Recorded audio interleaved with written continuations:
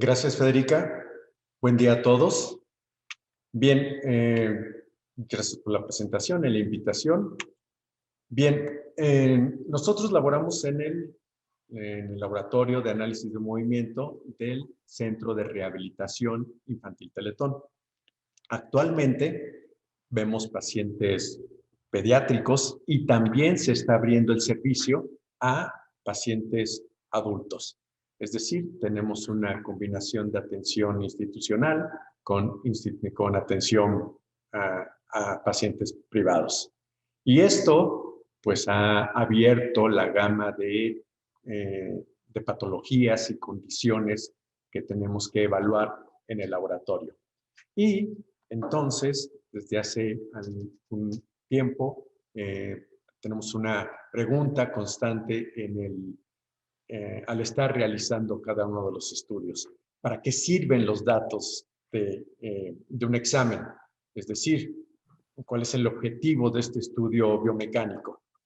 Para poderlo convertir en biomecánica aplicada y que se pueda convertir en información clínicamente útil. Entonces, de manera general, pues entender que estudiamos el movimiento humano en las tres dimensiones y las fuerzas que intervienen, las fuerzas de los músculos interactuando con las fuerzas externas, la fuerza de gravedad, las fuerzas de reacción y las fuerzas inerciales. Ese flujo de fuerzas, esa interacción en las fuerzas, pues son lo que generan el movimiento humano. ¿Y para qué vamos a usar esa información? Pues en pacientes, en población en general, pues lo que se intenta es que esa información se convierta en una aplicación en tratamiento para que los individuos puedan mejorar el desempeño en las actividades de la vida diaria, que puedan mantener la independencia y calidad de vida y que podamos identificar áreas de oportunidad para un trabajo terapéutico que se convierta en un trabajo preventivo, que ayude a reducir los factores de riesgo de lesión y nuevamente prolongar la vida independiente. Algo que se ha vuelto muy importante en la interacción con los pacientes, la familia de los pacientes y con los otros profesionales de la salud con los que interactuamos es a través de los reportes, a través de los datos de biomecánica, tener una herramienta de comunicación. Eso es lo que se refiere a la población en general. También empezamos a ver deportistas y de diferentes disciplinas, tanto de conjunto o individuales. Entonces, normalmente la pregunta que o quieren encontrar respuestas es cómo mejorar su rendimiento deportivo, cómo mantenerse entrenando y compitiendo, es decir, mantener las lesiones alejadas de la vida cotidiana o cuando menos bajo control, identificar las áreas de oportunidad para mejorar ese desempeño, para reducir los factores de riesgo de lesión, para mantenerse entrenando, con la intención de prolongar la vida deportiva. Y nuevamente, como elemento común, encontramos que los datos, el reporte del laboratorio de biomecánica de análisis de movimiento se convierte en una herramienta de comunicación con el atleta, con el cuerpo técnico y con los otros interconsultantes. Vemos, por supuesto, muchos pacientes neurológicos y el principal objetivo es medir el estatus funcional de cada paciente, identificar las causas de las alteraciones motrices y esto compartirlo con el cuerpo clínico para que se tomen las decisiones correspondientes. Y una vez que el paciente se somete al tratamiento, poder medir los progresos funcionales. Esto es algo muy importante. Cómo se transfieren los tratamientos a un progreso funcional. Otro de los objetivos de hacer el estudio en el laboratorio de análisis de movimiento es que brinde una información para diseñar programas de trabajo de habilitación y rehabilitación. Y finalmente, si se fijan en los 3 tipos de paciente, existe el reporte del laboratorio de análisis de movimiento como una herramienta de comunicación. Entonces, la comunicación se convierte en algo muy importante en el proceso terapéutico. Ahora, para poder establecer esa comunicación, tenemos que hablar no solamente en términos de biomecánica, tenemos que hablar en términos de los componentes de la aptitud física relacionadas con la salud, los componentes de la aptitud física relacionada con las habilidades motoras, específicamente pensando en el deporte, y de manera general, las habilidades motoras fundamentales. ¿Cuáles son cada una de ellas? Las componentes de la aptitud física relacionadas con la salud, resistencia cardiovascular, la fuerza muscular y la resistencia muscular, que estos 2 elementos se engloban en el concepto de aptitud músculo-esquelética. La flexibilidad, entendiendo esto como rangos de movimiento, y la composición corporal.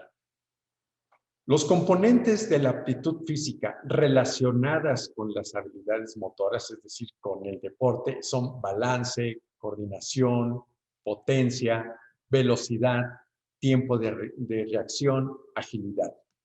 Y debemos estar pensando en estos componentes cuando realizamos un estudio en el laboratorio de análisis de movimiento. Por su parte, las habilidades motoras fundamentales son caminar, correr, saltar, como elementos de locomoción. El mantenerse estable, en equilibrio, en balance, la calidad de los giros, del pivoteo durante los cambios de dirección, son elementos de no locomoción. Y los elementos de manipulación son lanzar, atrapar, empujar, jalar, golpear y patear. Entonces, todo esto tiene en común que se debe de medir, pero siempre debemos hacer un uso razonado y razonable de la tecnología disponible para tener claro qué información o qué producto es el que vamos a entregar al especialista o a la familia o al paciente o al deportista que está pidiendo el estudio. Entonces, ¿qué medir? ¿Para qué medir? ¿Cómo medir? ¿Y cuándo medir? Son preguntas que de manera recurrente tenemos que estar respondiendo y pensando en todo lo que les he platicado previamente. ¿Con qué objetivo? En establecer una buena comunicación con el grupo multidisciplinar y que esto en verdad se convierta en una herramienta clínicamente útil. Entonces, hablando ya de lo que se hace en el laboratorio de análisis de movimiento, ¿qué es lo que tenemos que medir? Rangos de movimiento, velocidades lineales de desplazamiento o velocidades angulares, las fuerzas internas o externas, fuerzas de reacción, fuerzas inerciales, las fuerzas musculares, conocer la potencia, el trabajo que se desarrolla por los grupos musculares, la actividad muscular, entendiendo el tipo, la magnitud, la duración de esta actividad muscular y la distribución de presiones plantares en condiciones estáticas y dinámicas. Entonces, es una gran cantidad de parámetros que se pueden medir. Ahora, desde la perspectiva de la biomecánica les comparto mi visión, en el cual es algo dinámico. Constantemente se está actualizando, constantemente está cambiando, va evolucionando. Entonces, es necesario estar leyendo, atendiendo a reuniones como esta, donde podemos aprender de especialistas como el doctor Martínez, Marco Crespo, la doctora Lilo, es decir, un aprendizaje continuo a través de documentarnos en las aplicaciones en la ciencia, en la clínica experimental, y ver qué elementos, tanto de tecnología como metodología, podemos incorporar a nuestro trabajo cotidiano. Evidentemente, siempre esto está asociado a tecnología, y es ahí donde un laboratorio multifactorial, como el que tenemos en el CRIT Estado de México, nos permite ir seleccionando qué metodologías de evaluación se pueden ir incorporando. Es decir, un aprendizaje y un reinventarse de manera continua para tener nuevos protocolos de evaluación. Pero siempre que estamos pensando en nuevas metodologías, en nuevos protocolos de evaluación, debemos de pensar que deben de ser fácil de usar, que los reportes se generen de manera rápida y que sean de una interpretación transparente, clara, para que sirvan como una herramienta de comunicación.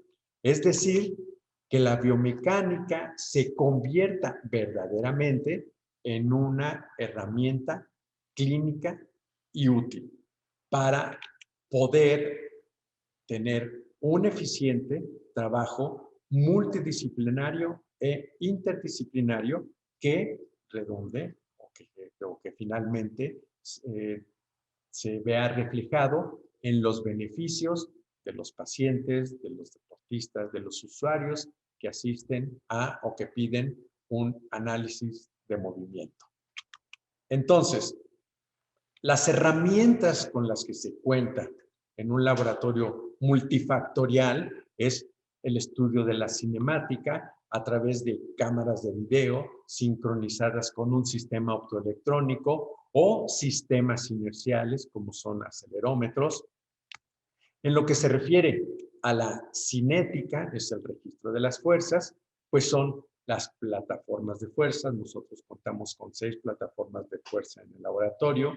La baropodometría, que nos permite evaluar la distribución plantar en condiciones estáticas y dinámicas, y también la estabilidad y el balance corporal, agregado con los datos de electromiografía, que nos permite medir la actividad muscular.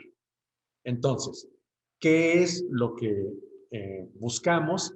Tenemos que hacer una selección. No necesariamente con todos los pacientes utilizamos toda la tecnología.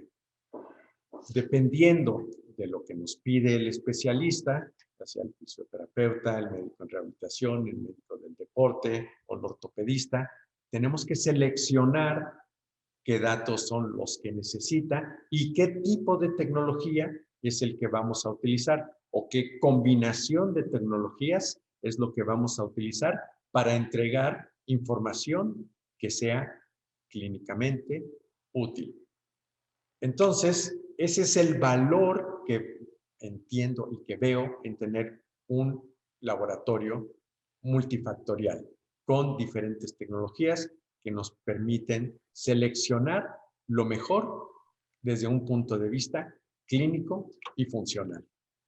Y de lo que son las aplicaciones y los ejemplos de lo que esto es, pues les va a platicar el doctor Juan Carlos Pérez.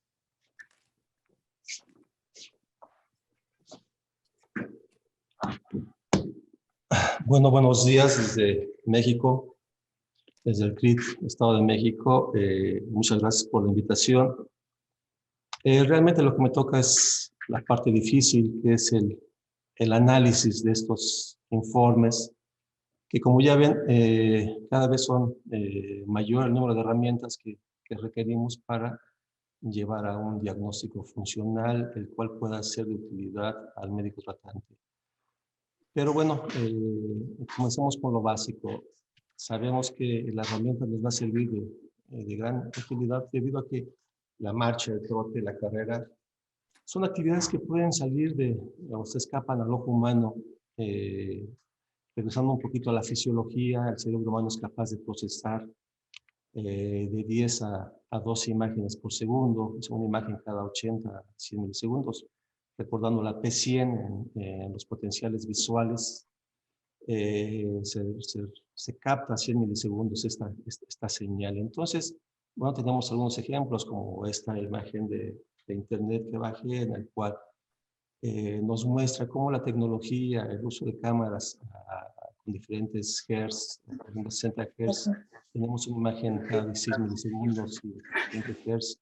El pobre Tenemos una chaval. imagen a cada 8.8 Digo, mira, si son algo antes milisegundos. los dejamos, pero si no hay que Esto quitar. nos Ah, mira, al padre. permite Quítatelos. Digo, mira, saber si esta tecnología va a ser de gran utilidad para nosotros. Aquí tenemos No, las cámaras cállate.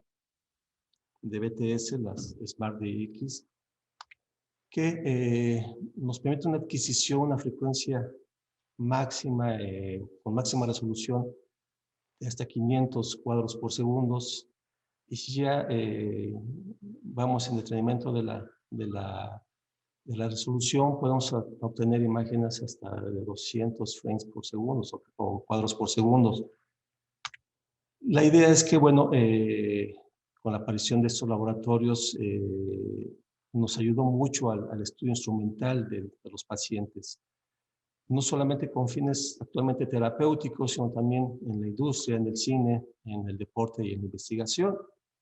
Pero básicamente para nosotros es obviamente muy importante el juntar esta tecnología junto con el análisis clínico y junto con la valoración de esos aspectos motrices de los pacientes y obviamente se ha ligado mucho el uso del laboratorio de movimiento al uso de fármacos como la toxina botulínica, y ya hay la generación de algoritmos que nos permiten tomar decisiones clínicas, farmacológicas, terapéuticas, y también contamos con mucha información acerca del manejo quirúrgico ortopédico de estos pacientes, en los cuales hay expertos que nos informan acerca de su experiencia y que podemos hacer una adecuada correlación entre los hallazgos ortopédicos de alteración motriz, espasticidad y el uso de fármacos asociados, todo esto junto a lo que nos ofrece el análisis de movimiento. Actualmente también dejamos de ser un laboratorio que está completamente encerrado en un área, debido a que, por ejemplo, nosotros teníamos las cámaras fijas a la pared y de alguna manera esto nos limitaba el poder explorar a los pacientes fuera del laboratorio.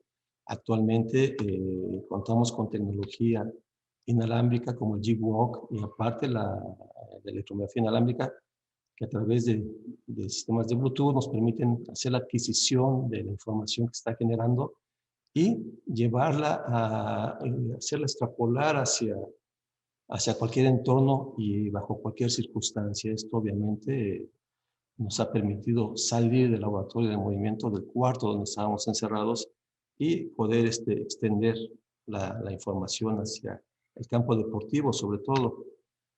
También, bueno, debemos reconocer que la realización de estudios instrumentales de movimiento no solo se enfocan a la movilidad tridimensional de cada segmento articular del cuerpo humano.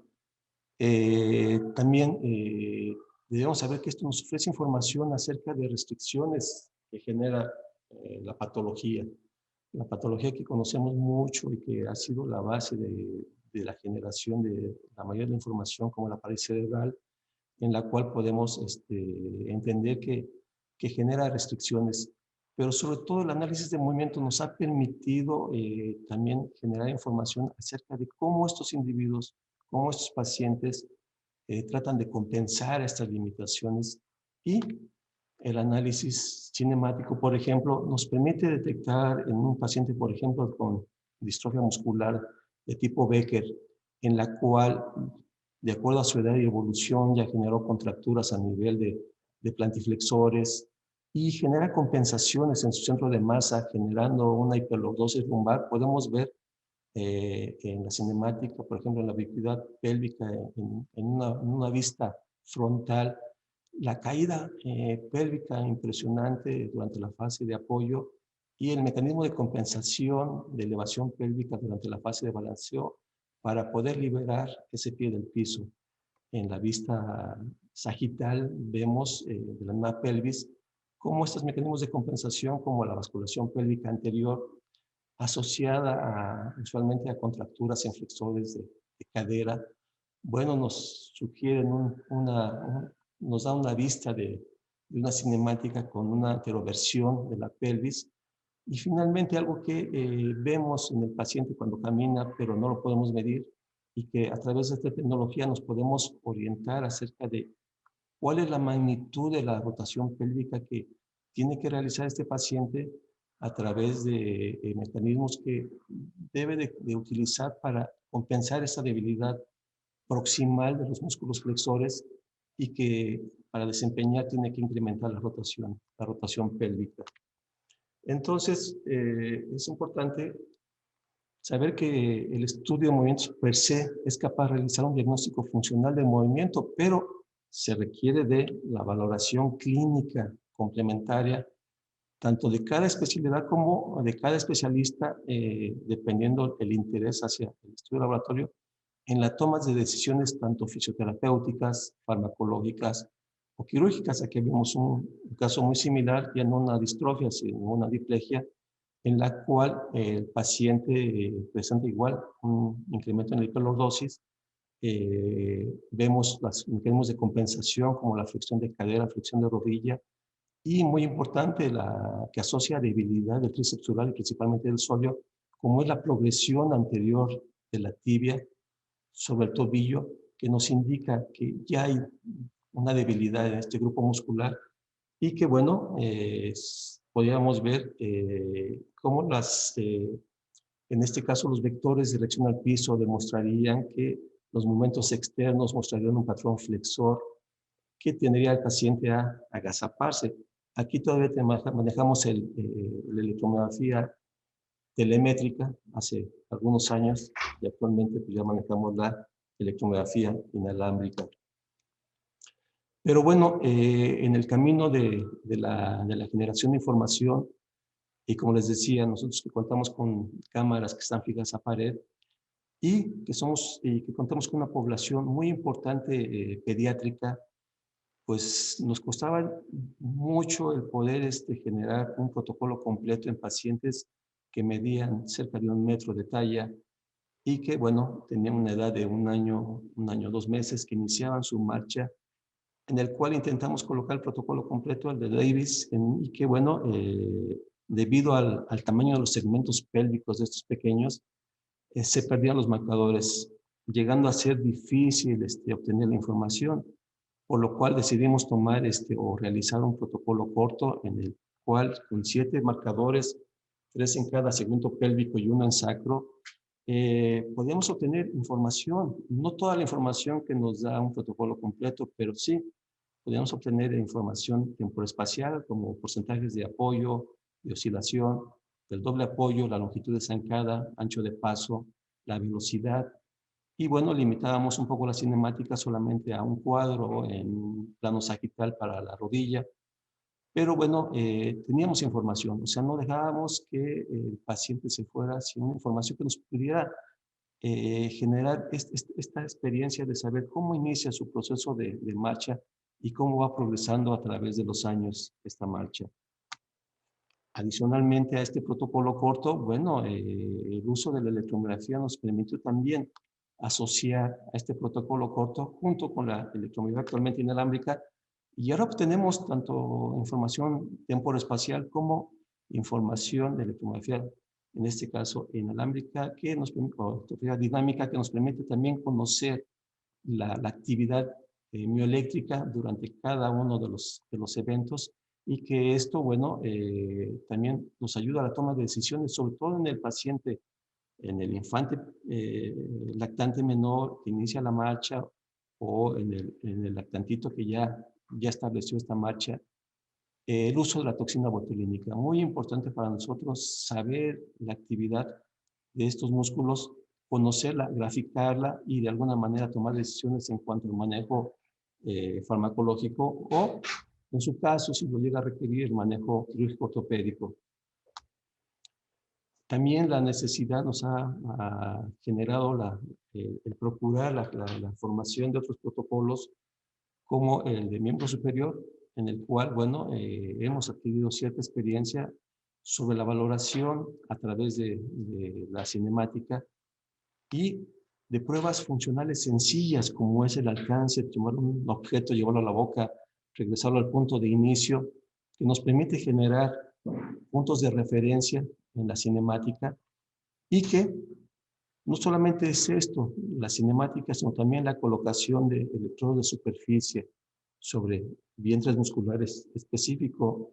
Como ya mencionaba el doctor, es difícil diferenciar en el antebrazo qué músculo estamos determinando debido a que se sobreponen los músculos extensores y es más fácil a nivel de arriba de codo los flexores y extensores, pero en antebrazo sí llega a ser complejo saber, sobre todo en los niños que no llegan a cooperar en cuanto a los movimientos finos de la mano, para ver cuáles son los músculos extrínsecos que están generando estos flexores o esos extensores de la muñeca.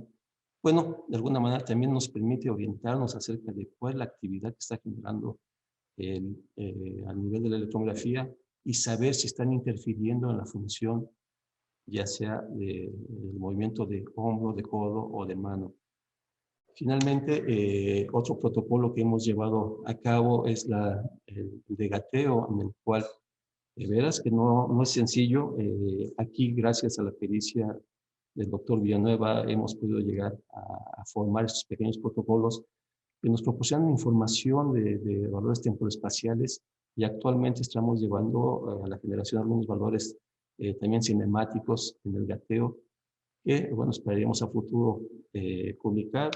Pero la generación de estos protocolos no son sencillos, requieren de la experiencia, requieren de tiempo, requieren del análisis, de llevar una generación de información de cientos de pacientes para poder primero normalizar y después poder llevar a cabo una experiencia sobre las alteraciones que también alteran en este caso al gateo, básicamente las semiparesias o trastornos discinéticos, y que bueno, ahora tenemos que llevar esta experiencia poco a poco, primero a través de publicaciones y bueno, en el futuro, bueno, llevar esta generación de experiencia también con electromografía, que también esperamos llevar a cabo estos eventos.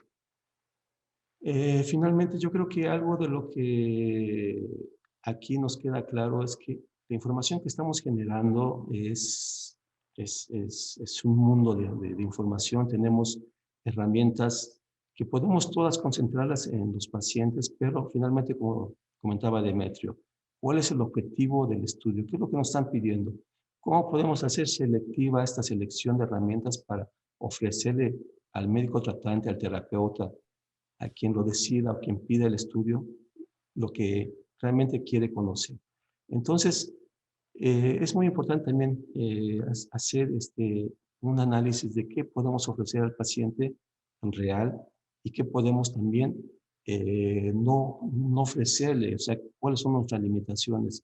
En este caso, yo creo que no debemos olvidar el análisis observacional de la marcha, que nos ofrece información, el uso de cámaras lentas para poder ver cómo el paciente tiene deficiente para liberar el pie del piso, cómo tiene deficiencias para detener la progresión del pie, cómo los isquiotibiales sufren para poder llevar a cabo esta compensación, o bien el cuádriceps tampoco llega a compensar el impacto de la amortiguación sobre el impacto sobre el piso, y ver que esto a futuro puede llevar no solamente deformidades del tobillo, sino también impactar sobre las articulaciones a nivel de cadera y rodilla, y que bueno, tenemos que prevenirlo, tenemos que ser conscientes de que tenemos mucha información, pero realmente cuál información tenemos que utilizar y cómo decidirla para llevarla a cabo en los procesos de información para los médicos tratantes, ya que